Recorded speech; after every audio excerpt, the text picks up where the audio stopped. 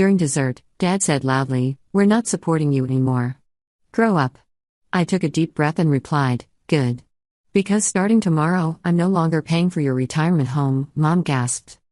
The chocolate mousse sat untouched on my plate as my father's words echoed through the upscale restaurant.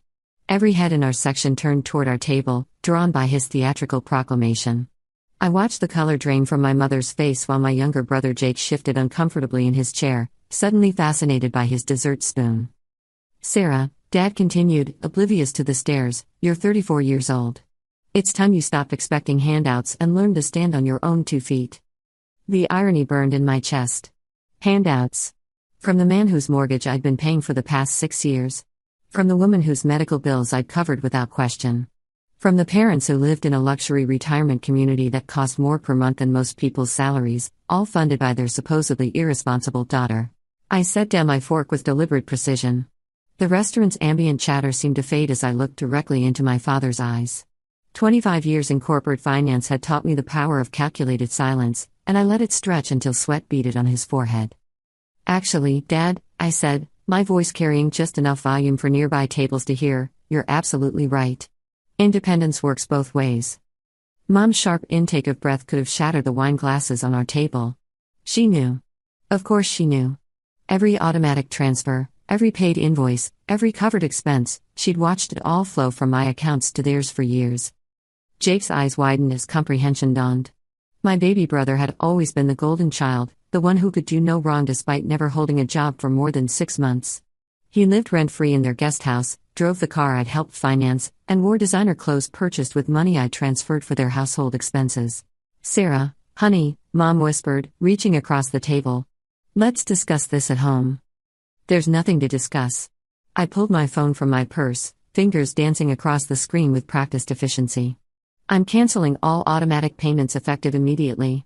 The retirement home bill, the property taxes, Dad's golf club membership, Jake's car insurance, all of it." Dad's face cycled through emotions like a broken traffic light. Confusion. Disbelief. Anger. Finally, he settled on indignation. "You can't be serious. We raised you. We sacrificed everything for your education." The laugh that escaped my lips surprised even me. Bitter and sharp, it cut through his righteous proclamation like a blade through silk. "You sacrificed?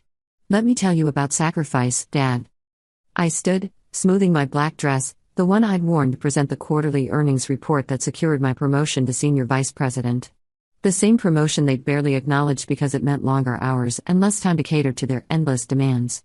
"I sacrificed my engagement to Michael because you needed help with a mortgage after your business failed. I sacrificed buying my own house because Mom needed surgery and your insurance wouldn't cover it. I sacrificed having children because every spare dollar went to maintaining your lifestyle." The waiter approached tentatively, clearly uncomfortable with the family drama unfolding at table 12. Dad reached for his wallet with his usual theatrical slowness, but I was already standing to leave. Mom's eyes filled with tears, but I felt nothing. The well of sympathy I'd drawn from for decades had finally run dry. "We never asked you to. You never asked because you never had to. I just did it. Like the dutiful daughter you trained me to be." I pulled out my phone and began the process of documenting this conversation. Financial crimes investigators always recommended keeping records. Dad found his voice again, though it cracked slightly. "You're being dramatic, Sarah. We can work this out." "Work what out?" "You just publicly declared that I need to grow up and stop expecting support. I'm simply giving you what you asked for." I slipped my phone back into my purse, satisfaction warming my chest as I realized how free I was about to become. Jake finally spoke, his voice small and uncertain. "But my rent is due next week. Then I suggest you find a job that pays enough to cover it or move back into Mom and Dad's guest house permanently." I turned my attention back to my parents, who sat frozen in their chairs like mannequins in a department store window. "Or maybe you could ask your son to contribute to the household for once instead of treating him like visiting royalty." The restaurant had returned to its normal volume, but I could feel curious glances from other diners. Good. Let them see what happened when spoiled parents finally met their match. "You're making a mistake," Dad said, his voice dropping to a threatening whisper. "Family doesn't abandon family." "You're right. Family doesn't abandon family." I gathered my coat from the back of my chair, every movement deliberate and controlled. "But ATM machines don't have families, Dad. And I'm tired of being treated like one. Mom tried one last desperate gambit. What about Christmas? Thanksgiving? You'll regret this when we're gone, Sarah. The guilt trip that would have worked 6 months ago bounced off me like rain on pavement. I'll be spending the holidays with people who appreciate my company for more than my bank account balance. Maybe you should try doing the same. I left them sitting there, 3 adults who had never learned the difference between love and financial dependency. The cool evening air felt like liberation as I walked to my car, each step lighter than the last. My phone buzzed with a text from my best friend Emily. Dinner still on for tomorrow night? I have news about the promotion. For the first time in years, I could say yes without checking my parents' calendar first. No emergency meetings about their retirement home's activities budget. No dramatic phone calls about Jake's latest crisis. No guilt-induced transfers to cover expenses they could have managed if they'd made different choices. The drive home took me through the city I'd helped them afford to live in. Past the country club where Dad played golf 3 times a week. Past the boutique where Mom bought her designer scarves. Past the luxury car dealership where Jake had convinced them he needed a reliable vehicle worth more than some people's homes. I pulled into my own driveway, the modest duplex I'd been renting for 8 years because homeownership remained a distant dream. Every time I'd saved enough for a down payment, another family emergency had drained my accounts. Dad's failed restaurant venture. Mom's cosmetic surgery that insurance called elective. Jake's student loans for the degree he'd never finished. The memories flooded back as I sat in my car, engine ticking as it cooled. I remembered being 28, fresh from my MBA program, eager to start building my own life. That was when Dad's first temporary crisis hit. His consulting firm had lost a major client, and suddenly the mortgage payments became my responsibility. Just until he got back on his feet, he promised. That was 6 years ago. Then came Mom's diagnosis, nothing life-threatening, but requiring surgery that their insurance deemed cosmetic despite her doctor's recommendations. She'd cried on the phone about how the procedure would restore her confidence, how she couldn't bear to look in the mirror anymore. The guilt had eaten at me until I'd written another check, this one for $12,000 that represented months of careful saving. Jake's situation had been the most frustrating. After dropping out of college during his senior year, he'd moved back home and never left. Now 32, he'd been living in their guest house for over a decade, contributing nothing while I subsidized his existence. He'd had jobs, dozens of them, but none lasted more than a few months. Every termination became a family crisis requiring financial intervention until he found his next opportunity. Each crisis had felt urgent, necessary, temporary. But temporary had stretched into permanence, and my role as the family ATM had become so normalized that questioning it made me the selfish one. When I tried to discuss boundaries with Emily over lunch 2 years ago, she'd listened with growing horror. Sarah, do you realize you've never bought yourself anything that costs more than $50 without calling to check on their finances first? Emily had pushed her salad around her plate, choosing her words carefully. When was the last time you took a vacation that wasn't centered around visiting them? I defended them then, explained how family loyalty worked, how successful people had obligations to those less fortunate. Emily had nodded politely and changed the subject, but I'd caught her exchanging meaningful glances with our mutual friend Lisa. They'd seen what I couldn't yet acknowledge, that I wasn't being generous. I was being used. The realization had crept in slowly over the following months.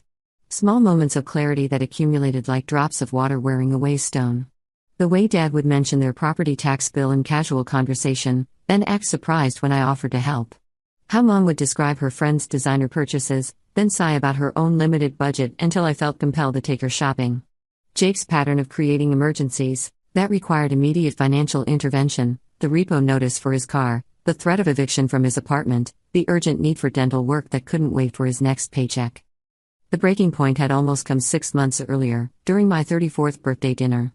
I'd spent the day at the office, working through what should have been a celebration because a client emergency couldn't wait. When I'd finally arrived at the restaurant they'd chosen, an expensive steakhouse that I would inevitably pay for, they'd barely acknowledged my presence. Dad had been too busy complaining about the retirement home's new activity fees.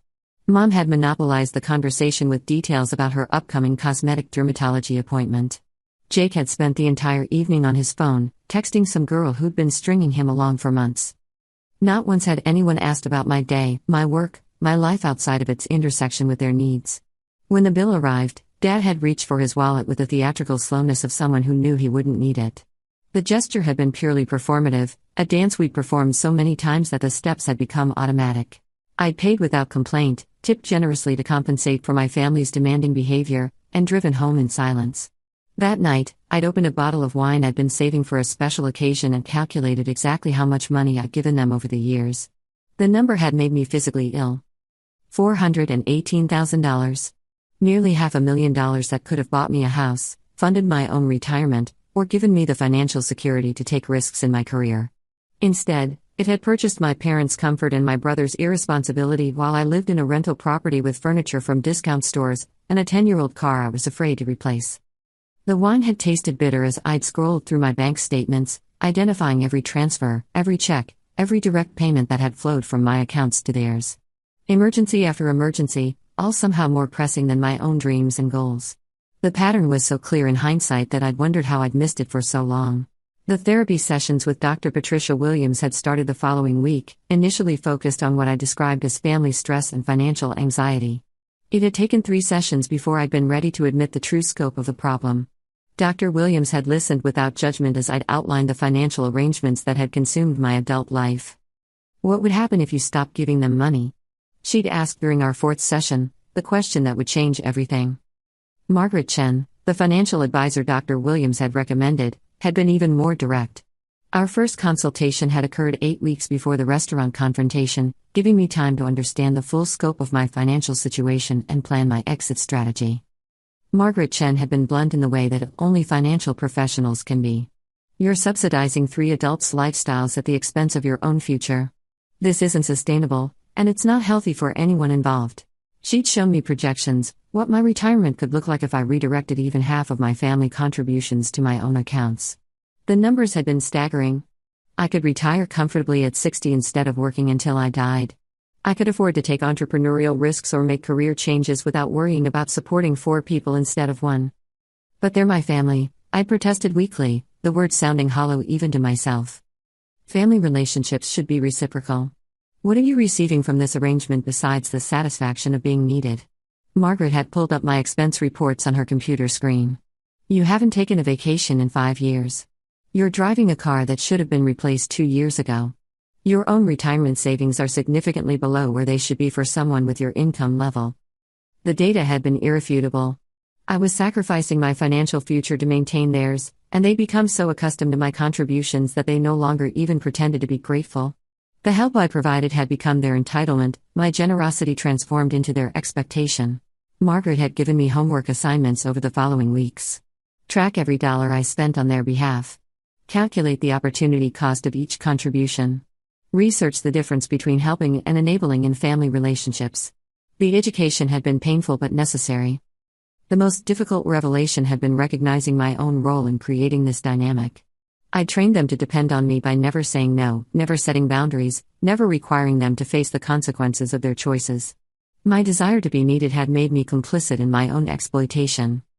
Dr. Patricia Williams, the therapist Margaret had recommended, had helped me understand the psychological mechanisms at work. You've confused being useful with being loved, she'd explained during one of our sessions. But love shouldn't require constant proof through financial sacrifice. The therapy had been expensive, another cost I'd initially tried to avoid because the money could have gone to my family's needs instead. But Dr. Williams had helped me realize that my inability to prioritize my own well-being was exactly the problem we needed to address. What would happen if you stopped giving them money? She'd asked during our 4th session. They'd struggle. They might lose the retirement home. Jake would have to find a real job. Dad would have to accept that his business failure had consequences. The words had tumbled out before I could censor them. And would any of those outcomes actually harm them in the long term? The question had haunted me for weeks. Would financial independence actually damage my family, or would it force them to develop the coping skills they'd never needed while I was available as their safety net? The answer had been obvious, even if accepting it required dismantling decades of conditioning. The restaurant confrontation had been brewing for months by the time it finally happened. Every condescending comment about my lifestyle choices, every assumption about my financial availability, every casual dismissal of my own needs had added fuel to the fire that finally erupted over dessert. Dad's public declaration that I needed to grow up had been the final straw, but it wasn't the first time he'd criticized my choices while simultaneously benefiting from my generosity. He'd made similar comments about my dependence on them whenever I'd visited for holidays, apparently forgetting that I was the one paying for the groceries he served and the utilities that kept his house comfortable. The psychological preparation Dr. Williams had helped me develop made my response possible. Without months of therapy and financial planning, I never would have had the strength to follow through on my threat. The old Sarah would have backed down, apologized, and written another check to prove her love and maintain the peace. But the old Sarah had been drowning in other people's problems while her own life stagnated. The new Sarah understood that sometimes love required tough boundaries, even when those boundaries caused temporary pain. Inside my small living room, I opened my laptop and began the process I'd rehearsed with Margaret Chen weeks earlier. The retirement home's billing department would need official written notice. Dad's golf club required a formal letter revoking my guarantor status. Mom's store credit accounts needed legal documentation removing my liability. Each form I completed online felt like removing a weight from my shoulders. These weren't acts of cruelty, they were acts of self-preservation. I calculated quickly and realized that within 6 months, I'd have enough saved for a house down payment. Within a year, I could take the European vacation I'd been postponing for a decade. My phone rang just after midnight. Mom's contact photo filled the screen, the glamour shot she'd had taken at the retirement home's photography club. I let it go to voicemail, then deleted the message without listening. Whatever desperate plea or guilt-laden manipulation she'd recorded could wait until I'd had time to fortify my resolve. The next morning brought a barrage of calls and texts from all three of them. Dad's messages oscillated between fury and negotiation. Mom's voicemails grew increasingly frantic as she calculated the gap between their income and their expenses. Jake's texts were predictably self-centered, focused entirely on how my decision affected his immediate comfort. The messages revealed more about their true feelings than years of family dinners ever had. Dad's first text arrived at 6:47 a.m., "You're being unreasonable. We can discuss a payment plan." By noon, his tone had shifted to anger. "After everything we've done for you, this is how you repay us?" The evening brought desperation. "Sarah, please call me back. We can work something out." Mom's approach was more manipulative, designed to trigger the guilt responses she'd spent decades conditioning into me. Her voicemails painted pictures of financial ruin and social embarrassment. "The girls at Bridge Club will wonder why we had to move to a cheaper place. I won't be able to hold my head up at church if people find out our own daughter abandoned us." The emotional manipulation would have worked 6 months ago. Today, it bounced off the armor of self-respect I'd been carefully building with Dr. Williams' help. Each message reinforced my decision rather than undermining it. Jake's communications were the most telling. His texts read like a teenager's tantrums, filled with accusations and demands rather than any acknowledgement of his role in the situation. "This is so messed up, Sarah. I never did anything to you. Why are you punishing me for something Dad said?" The complete lack of self-awareness was staggering. Jake had been living rent-free in their guest house for over a decade, eating groceries I'd funded, using utilities I'd paid for, and driving cars I'd helped finance. Yet he genuinely seemed to believe he was an innocent bystander in this family dynamic rather than an active participant who'd benefited from my financial support. I blocked all 3 numbers while drinking my coffee, the expensive kind I'd stopped buying because every dollar had to be stretched to cover their lifestyle. Today, I could afford the good beans again. Work became my sanctuary over the following days. The familiar rhythms of quarterly reports and client meetings provided structure while my personal life underwent seismic shifts. My assistant Jennifer noticed the change immediately, commenting on my improved focus and decision-making ability. "You seem different, Miss Patterson. More present."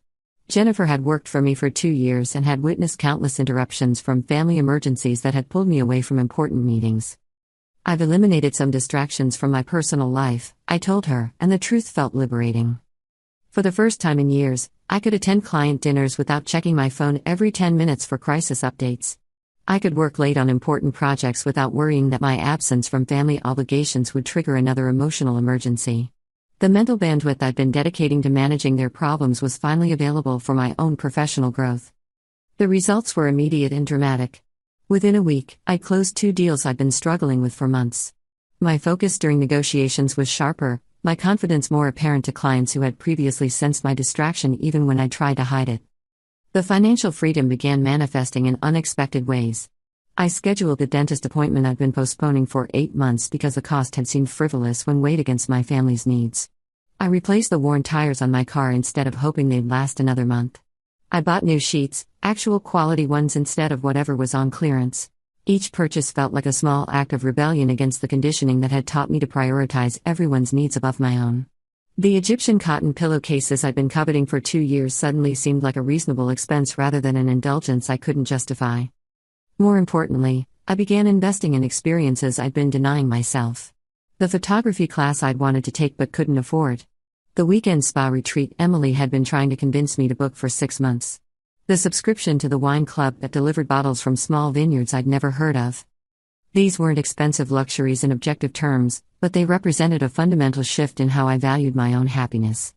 For years, I'd measured every expenditure against my family's potential needs, always finding my desires wanting when compared to their emergencies. Now I was learning to ask different questions. Did this purchase bring me joy? Did it contribute to my personal growth or well-being? Would I regret not taking this opportunity when I looked back from my deathbed? The answers were revealing, and they had nothing to do with my parents' property taxes or Jake's car payments. The guilt still surfaced at unexpected moments. Walking past a jewelry store, I'd think about the bracelet Mom had admired during our last shopping trip together. Seeing a job posting for entry-level positions, I'd wonder if Jake was even looking for work now that his support system had collapsed. Reading about business failures in the newspaper brought thoughts of Dad's restaurant and whether he blamed me for its ultimate closure. But Dr. Williams had prepared me for these emotional ambushes. Guilt is a trained response, she'd explained. You've been conditioned to feel responsible for their emotions and choices. Breaking that conditioning takes time and practice. The practice came daily. Every time I felt the familiar tug of obligation, I reminded myself of the conversation that had started this journey. Dad's public declaration that I needed to grow up and stop expecting support. The irony that still burned, being lectured about independence by people who couldn't survive without my financial intervention. 3 days into my newfound independence, Dad showed up at my office. Security called to ask if I'd see him, and curiosity won over caution. He looked smaller somehow, diminished by the removal of his financial safety net. "Sarah, please. We need to talk." He settled into the chair across from my desk, the same spot where I'd negotiated million-dollar deals with corporate executives. Today, he was just another person asking for something I wasn't willing to give. His appearance was calculated, slightly rumpled clothing, tired eyes, the physical manifestation of stress and worry. The performance was designed to trigger my protective instincts, to make me feel responsible for his obvious distress. A year ago, it would have worked perfectly. "We talked at dinner, Dad. You made your position very clear." I was angry. "You know how I get when I'm frustrated." He leaned forward, employing the charm that had convinced me to bail him out countless times before. "Your mother is beside herself." The retirement home called about the payment. The mention of Mom's distress was strategic. He knew I'd always been more susceptible to her emotional manipulation than his direct demands. The image of her crying in their luxury apartment was supposed to break down my defenses and restore the status quo. "Then you should contact them directly. Work out a payment plan, maybe consider downsizing to something more affordable." I kept my voice professionally neutral, the same tone I used with difficult clients. "We can't afford that place without your help. You know that." There it was, the admission that he'd probably never made out loud before. They couldn't afford their lifestyle. They'd been living beyond their means for years, subsidized by my guilt and their emotional manipulation. The retirement home, the country club membership, the luxury cars, the designer clothes, none of it had ever been sustainable on their actual income. "Then perhaps it's time to find somewhere you can afford." I turned back to my computer screen, dismissing him as I would any meeting that had outlived its usefulness. He sat in stunned silence for several minutes, probably calculating different approaches that might restore his access to my bank account. The desperation was almost palpable, the panic of someone who'd built a house of cards and just felt the first tremor of its collapse. When he finally spoke again, his voice carried a note of genuine confusion that might have been the most honest emotion he'd shown me in years. "I never realized you felt this way. Because you never asked. In 34 years, you've never once asked what I wanted or needed. Only what I could provide." I finally looked up from my screen, meeting his gaze directly. "I wanted to travel. I wanted to buy a house. I wanted to start a family. Instead, I became your personal bank." The truth hung in the air between us, decades of resentment finally given voice. I'd spent my 20s and 30s funding their dreams while mine withered from neglect. Every vacation I postponed because they needed help with their mortgage. Every relationship that had suffered because my emotional energy was constantly diverted to their crises. Every career risk I'd avoided because I couldn't jeopardize the income stream that kept their lifestyle afloat. "We're grateful for everything you've done. Gratitude doesn't require a monthly subscription fee, Dad." He left without another word, his shoulders sagging under the weight of consequences he'd never had to face before. I felt a momentary pang of sympathy, quickly replaced by the memory of every birthday they'd forgotten because they were busy spending my money on themselves. Through my office window, I watched him walk to his car, the luxury sedan with payments I'd been covering for 2 years. The vehicle was worth more than many people earned in a year, yet he convinced himself that it was a necessity rather than an indulgence. The cognitive dissonance was remarkable, but it was no longer my problem to manage or finance. The afternoon brought a series of calls from the retirement home's billing department, transferred to me because I was listed as the responsible party for their account. The conversation was awkward but necessary, a formal dissolution of financial responsibility that should have happened years ago. Ms. Patterson, we understand there may be some family circumstances affecting the account. Would you like to arrange a payment plan for the outstanding balance? I'm no longer responsible for this account. Please direct all future communications to the residents directly. The words felt strange in my mouth, like speaking a foreign language I was just learning to navigate. The billing representative was professional but persistent, clearly trained to overcome objections and maintain payment relationships. Perhaps we could set up a reduced payment schedule that would be more manageable for you? You're not understanding me.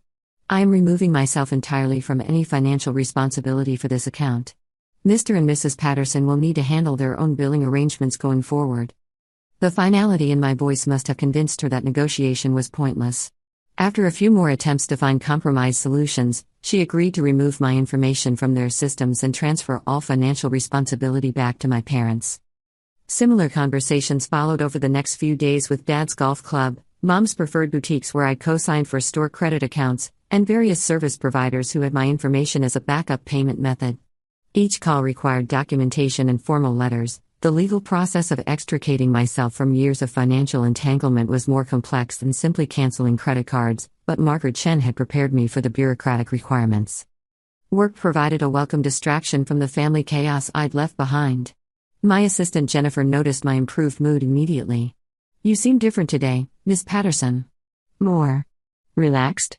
I made some important budget cuts last night, I told her, and it felt wonderful to tell the truth without explanation. The financial freedom began manifesting in unexpected ways. I scheduled the dentist appointment I'd been postponing.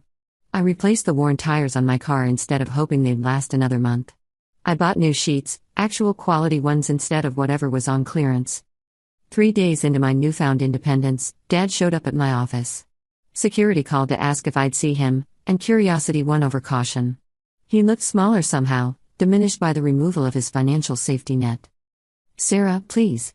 We need to talk. He settled into the chair across from my desk, the same spot where I'd negotiated million-dollar deals with corporate executives. Today, he was just another person asking for something I wasn't willing to give. We talked at dinner, Dad.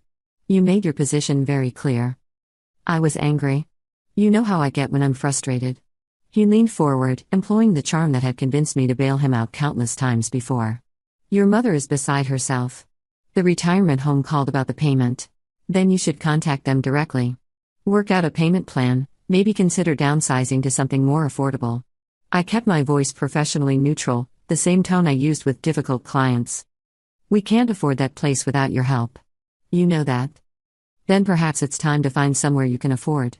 I turned back to my computer screen, dismissing him as I would any meeting that had outlived its usefulness. He sat in stunned silence for several minutes before speaking again. I never realized you felt this way. Because you never asked. In 34 years, you've never once asked what I wanted or needed. Only what I could provide. I finally looked up from my screen, meeting his gaze directly. I wanted to travel. I wanted to buy a house. I wanted to start a family. Instead, I became your personal bank. We're grateful for everything you've done. Gratitude doesn't require a monthly subscription fee, Dad. He left without another word, his shoulders sagging under the weight of consequences he'd never had to face before. I felt a momentary pang of sympathy, quickly replaced by the memory of every birthday they'd forgotten because they were busy spending my money on themselves. Jake appeared next, arriving at my apartment building like a lost puppy. I watched from my window as he paced the parking lot, probably gathering courage for whatever sob story he'd prepared. When I didn't answer his knocking, he left a note under my door. Sarah, I know you're mad, but this isn't fair. I never asked for any of this. I'll pay you back when I get on my feet. Please don't punish me for what Dad said. Jake, I crumpled the note and threw it away. Jake had been getting on his feet for 16 years, ever since graduating high school. He'd had more opportunities than most people dreamed of, all funded by my sacrifices. If he couldn't stand on his own by now, no amount of additional support would help. Mom's approach was more subtle. She enlisted my Aunt Helen to call, hoping family connections might succeed where direct confrontation had failed. Helen's voice carried decades of family obligation and guilt. "Sarah, honey, your parents are worried sick. This isn't like you." "Actually, Aunt Helen, this is exactly like me. I'm decisive, practical, and tired of being taken advantage of. You remember those qualities, don't you? They're what made me successful enough to support 3 adults for the better part of a decade. But family supports each other. What we had was a one-way financial arrangement disguised as love." I ended the call before she could launch into the speech about forgiveness and Christian charity that I could recite from memory. The breaking point came 2 weeks later. I arrived home to find all 3 of them waiting in my parking lot. Dad sat in the driver's seat of the luxury sedan I'd helped finance, while Mom dabbed her eyes with tissues and Jake stared at his phone. They'd staged this intervention like a scene from a dysfunctional family sitcom. "We need to talk," Dad announced as I approached my building. "No, we don't." I kept walking, keys already in hand. "Sarah Catherine Patterson, you stop right there." Mom's voice carried the authority she'd wielded when I was 7 years old and afraid of disappointing her. The tone that had trained me to prioritize their needs above my own. I stopped, but not out of obedience. I turned around because I'd finally found the words I'd been searching for my entire adult life. "Do you want to know what I've learned these past 2 weeks? I've learned that I can afford organic groceries and still pay my bills. I've learned that I can book a weekend getaway without checking your calendar first. I've learned that my panic attack stopped the day I stopped worrying about your financial crises." Dad climbed out of the car, his face flushed with the righteous anger of someone accustomed to getting his way. "We gave you everything. You gave me anxiety disorders and an inability to spend money on myself without feeling guilty. You gave me codependent relationships and a savior complex that cost me the love of my life. You gave me 20 years of sleepless nights worrying about your problems while ignoring my own needs." Jake finally looked up from his phone, perhaps sensing this conversation would determine his immediate future. "Sarah, come on. We're family." Family doesn't threaten to disown each other over dessert in public restaurants. Family doesn't use guilt and manipulation to extort money from their children. Family doesn't take advantage of love and loyalty until the well runs dry. Mom stepped forward, her carefully applied makeup streaked with tears that I no longer felt compelled to fix. "We love you, sweetheart. You love my bank account. You love my willingness to sacrifice my happiness for your comfort. You love having someone to blame when your poor choices have consequences." I unlocked my apartment door, then turned back for one final statement. "But you've never loved me enough to consider what all this support was costing me." I closed the door on their protests and pulled the curtains shut. They remained in the parking lot for another hour, their voices gradually fading as they realized I wouldn't emerge for round 2 of their guilt campaign. The silence that followed felt like peace. 6 months later, I signed the papers on my own house, a charming craftsman bungalow with a garden and enough space for the life I'd always wanted. The real estate agent congratulated me on getting such a great deal, never knowing that I'd paid cash because I'd finally stopped funding other people's dreams. My parents eventually moved to a smaller retirement community across town, one that fit their actual budget rather than their inflated expectations. Dad found part-time work as a consultant, bringing in enough income to cover their reduced expenses. Mom joined a senior volunteer group and discovered she enjoyed having a purpose beyond managing their social calendar. Jake moved back in with them temporarily, then surprisingly found steady employment as a delivery driver. The structure and accountability of living with parents who could no longer afford to enable him seemed to provide the motivation he'd been lacking. They sent Christmas cards that first year, generic holiday greetings with no personal message. I sent nothing in return, having learned the difference between being related to someone and actually being family. My new neighbors, the Hendersons, invited me to their holiday party. Margaret Henderson was a retired teacher who'd never had children but had mentored thousands of students. Her husband Robert had worked as a mechanic for 40 years and still repaired lawn mowers as a hobby. They'd been married for 53 years and still held hands while watching television on their front porch. "Family is what you make it, dear," Margaret told me as we watched Robert fix my garbage disposal. "Blood might make you relatives, but love and respect make you family." I thought about that conversation often as I settled into my new life. The house filled with friends who appreciated my company without expecting me to finance their existence. Emily and her husband became regular dinner guests. My work colleagues included me in their book club. The elderly woman next door taught me to garden in exchange for help with her computer. These relationships felt different, balanced, and reciprocal. When Emily needed help moving, I offered my truck and my back. When Robert had surgery, I brought meals and visited during his recovery. When my book club friend Lisa lost her job, we all contributed to a grocery fund that tided her over until she found new employment. The difference was choice.